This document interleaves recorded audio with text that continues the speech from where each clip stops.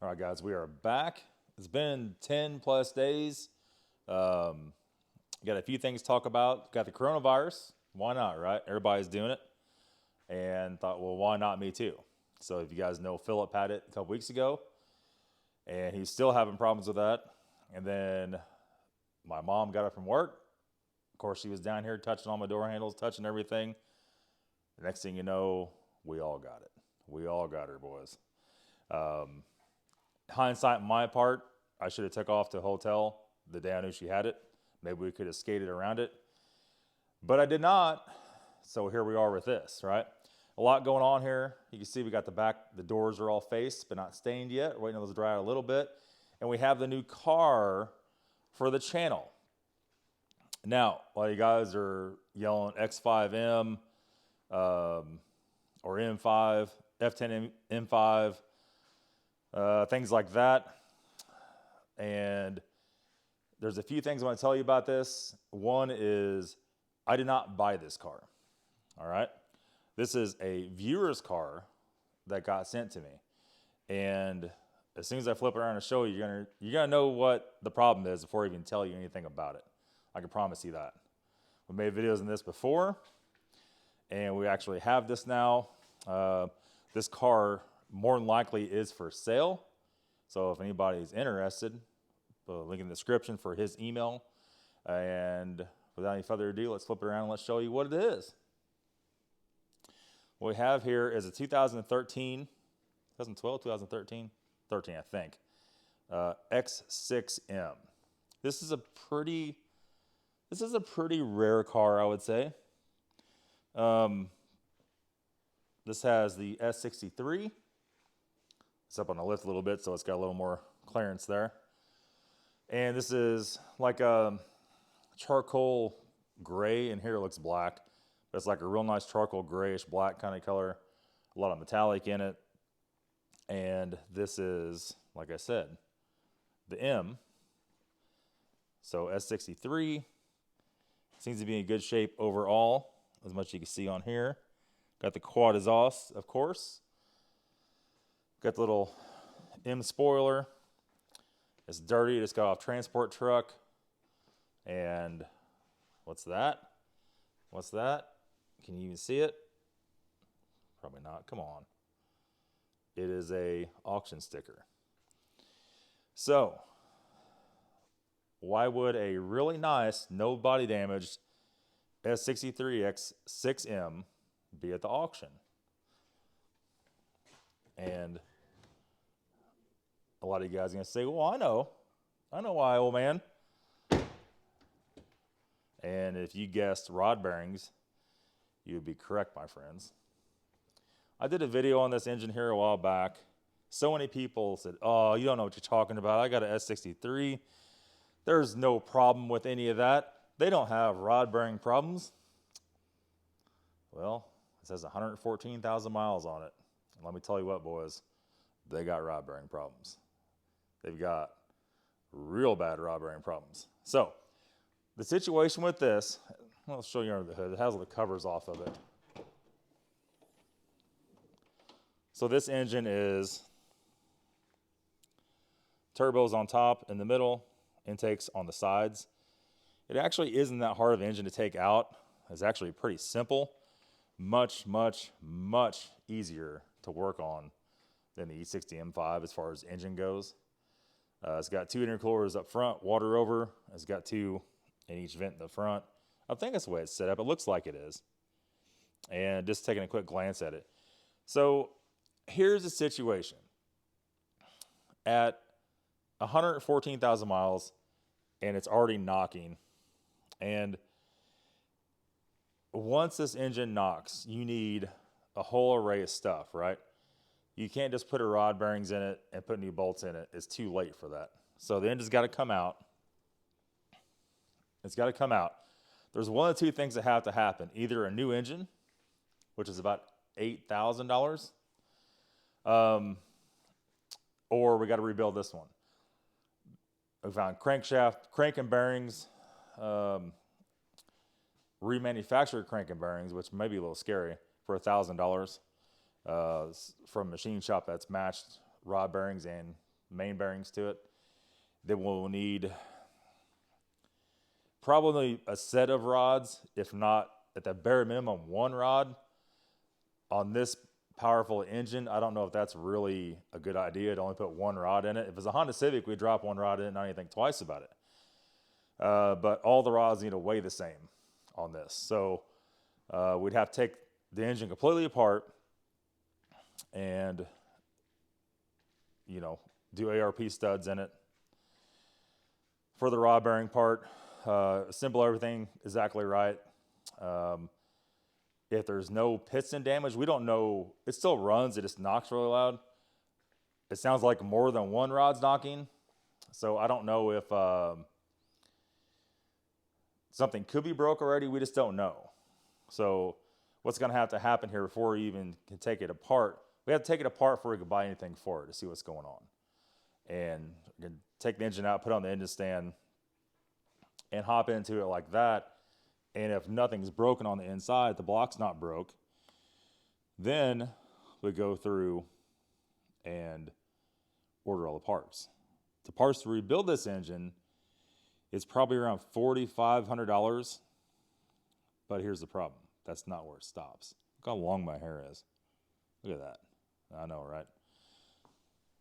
Where it does not stop is at 114,000 miles, it is overdue for all the coolant lines, probably a expansion tank. The radiator on these, I believe, is metal. Maybe not. Any possible thing that can go wrong has to be replaced now. So water pump, thermostat, if there's any hard coolant lines that need to be replaced. I don't know on this one for sure. Sorry for the coughing. Got the corona, boys. Coil packs probably need to be done at this point. Injectors, it seems like it runs fine. I don't know if anybody's done the injectors in it. That might be another possibility. And it's got the plate in the back of the car. There's a little bit of oil in the turbo lines. Can't see it too much on that one. See, that's kind of oily in there. I don't know. All right. Also, since it's knocking, it's probably sent shrapnel to the Vanos units. We would almost certainly need a new oil cooler or coolers. I don't know how many this car even has. That's something you have to take everything in consideration because it is a very expensive engine. You know, and like I said, the other option is to go ahead and just do a crate motor.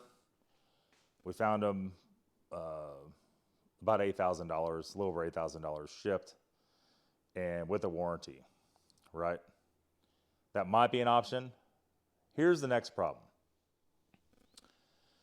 The guy that owns this car has a little bit more in it than I think he needs to have in it to do any of that. So there is that. Oddly enough, the market on the X6M is not that high. X5M kind of follows the same shape of that, where it seems like the market on the M5s, F10 and 5 is a lot higher right now. If you look at that, also, what is the market really at? As we've seen on the M5 and on the M3, the market tends not to bear what it should. So how much is this thing worth? I think it's probably worth 22. But it could be anywhere from 20 to 24, right? So my advice to the owner is, if somebody is watching the videos, has a S63 or wants to rebuild this S63 and wants a good, very, very clean X6M, this would be the car for you. It is clear title, and the paint is a little bit dusty, but very, very nice on it. Just be in mind that at 114,000 miles, you're going to see the control arms will be a little bit tired on it. as every BMW with 114,000 miles. And it just, you have to expect it for what it is. If this thing does not sell just the way it is right away, we will definitely take the engine out and build it on the channel. But that is a lot of work. And you can see we have all kinds of crap out in the shop now. Stuff's everywhere. We don't have a lot of room.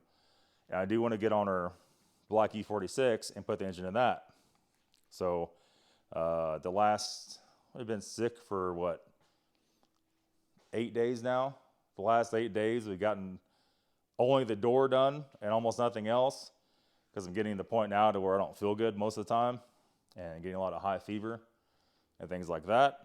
I actually feel really good at this very minute, but as we know, that won't last long. So that's going to be it. I'll have his email and the link in the description if you guys are interested in this car. It is a fairly rare car. Let's see if I can show you inside this. As the covers for the engine right there. The seats, everything are pretty much perfect shape. There you go. There you go.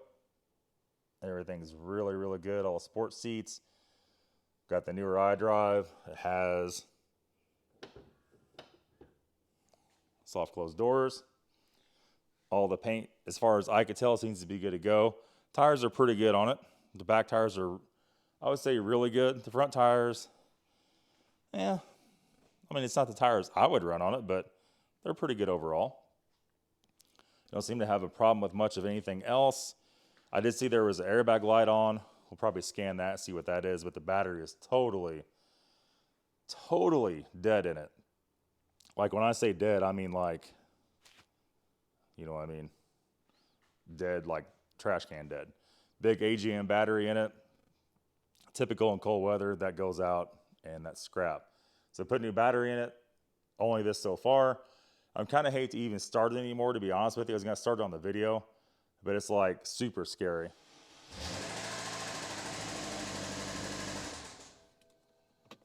Oh, passenger restraint is what it says. That's easy enough. Everything inside works good. That's all the, let me tell you what, boys, that's all the longer I care to really run this thing, to be totally honest with you.